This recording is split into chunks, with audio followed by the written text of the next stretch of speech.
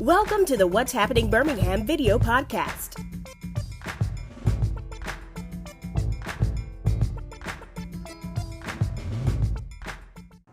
Hello everyone, this is Jefferson Scott with What's Happening Birmingham. Today I am back again, your re-elected Birmingham City Councilor, District 7, Councilor Wardine.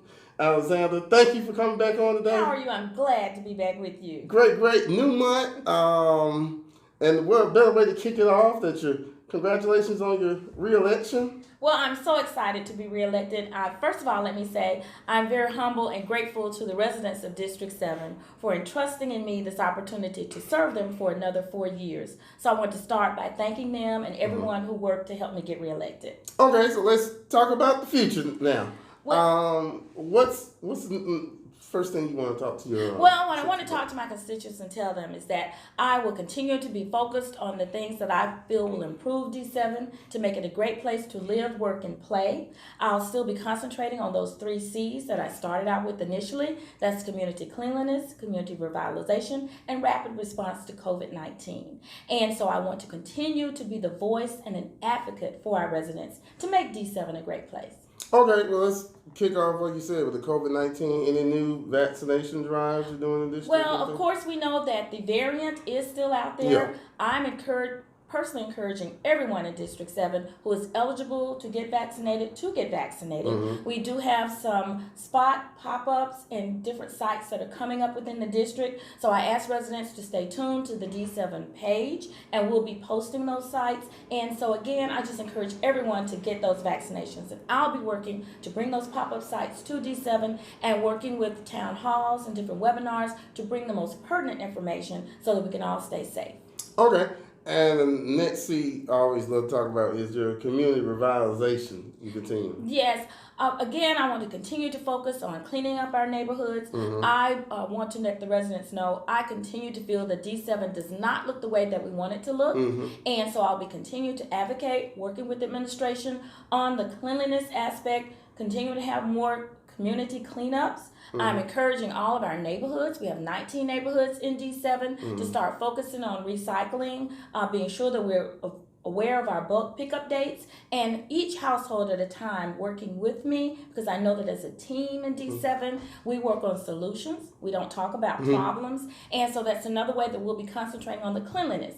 As part of the community revitalization, I also want to focus on it was nice to say that we had knocked down 150 homes in the period of time that I've been in the district. Now we need to focus on putting more rooftops in those places, on those vacant lots. And I know that in some areas we have just one resident or 2 or 3 households that may be sandwiched in by a series of vacant lots. Now I'll be working with the community development to try to bring investors into the city so we can put some families into those barren spots. So over the last 4 years, what was something, and those a lot, some of the things you was so happy about, some projects you worked on? Well, the first thing that I was happy was the engagement with the citizens and the residents of D7, and that was during community talks with residents, going out, visiting with residents. One of the things we're continuing and we're actually going to focus on is doing a weekly ride through neighborhoods, reaching out to residents,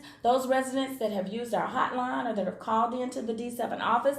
That's a means of me to get back and reach out to them, talk with them one-on-one about their issue. And when I get out into the district, then I'm able to see again how to increase that voice and to advocate for our residents. Okay, I guess one thing, if you can give me an update on, it was one of the videos we did a couple of months ago was about one of the roads on Jefferson. Yes, Lord, Jefferson Avenue. We just can't talk again about how much we want to see that road paved. So we did get the approval to get between 31st and 40th Street on leading that Jefferson Avenue crosses through. They have told us that they will pave that beginning in spring of 2022. Now, during that meantime, we also got some commitment from administration to go out and try to repair many of the potholes that are existing. But the true paving should begin spring of 2022. I'll be the first one out there on Jefferson Avenue the day they start laying that asphalt and scraping that road. She won't be later, but she will be there. But I'll be right there. Let you know. Yes, I'm looking forward to that. It runs through so many sections of D7, and that's a vital artery for us that we truly want to have that paved. Any plans to work with the mayor's office on continuing and economic development and things Well, like that? yes. Now, my role as city councilor is to work with my fellow colleagues, so the 9 of us, and looking at the mayor is a 10th portion of that leadership team. And so, of course, reaching out, I just talked with some of the staff the other day in economic development as well as community development, really being laser focused on what we can bring to District 7. Okay. And I like how you said continuing engagement, because you still was doing town halls and different things, and just kind of, and then and the newsletter, even, coming on my podcast to kind of bring it out. What were some things like when you was on the campaign trail that you heard from? I'm so glad you asked me that. And there were things I learned again, that community engagement, being sure that residents were aware of what was going on in D7. And here's what they can do. We have a quarterly newsletter that they can go to the Councilor D7 Wardine Alexander page and click on a link on that page, and then they can sign up for that quarterly newsletter. Also, we're going to start a monthly town hall where we'll be going out, bringing various guests. On Thursday, we're going to call it our first Thursday. Okay. It'll be in the mid-afternoon, in the early evening, and so there'll be more information about the rollout of that. But all of those ways to engage the residents. Another thing I'll be continuing is my Chat and Choose. This is where I meet quarterly with neighborhood presidents, as well as enlisting the efforts and support of the clergy in D7 with Coffee with the Clergy. Both of those efforts were a little bit delayed or derailed due to COVID, but we're hoping that as we get vaccinated, we get back to our new normal, we can start meeting back in person again. And I see that you are resumed in-person council meetings as well. Yes. And we wanted to be sure that we stay connected with our residents, and so the majority of us felt we needed to continue. We've taken some safety measures to try to keep anyone who comes into the council safe, as well as those of us who are in the council. So some limitations, but again, we want to be there for our residents. Okay, well, any final thoughts you want to tell the viewers? Well, again, I just want to thank you, D7, for giving me this opportunity to serve you again for 4 more years. I always brag on D7 and say that we don't talk about the problems, we found solutions. So I continue to say we are going to work together these 4 years to make D7 a truly great place to live, work, and play. All right, and another thing too, as you know, she had to run 2 times.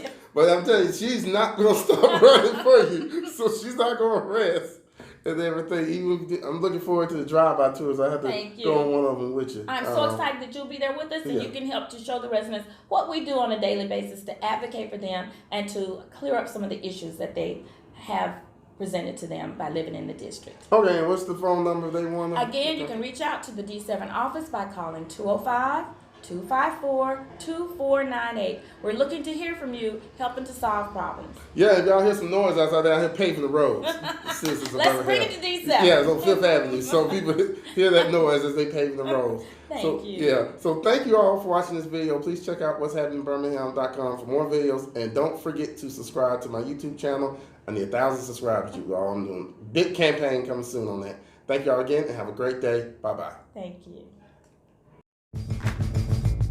Thank you for watching the What's Happening Birmingham video podcast. Please check out our website, app, or subscribe to our YouTube channel for the latest videos today.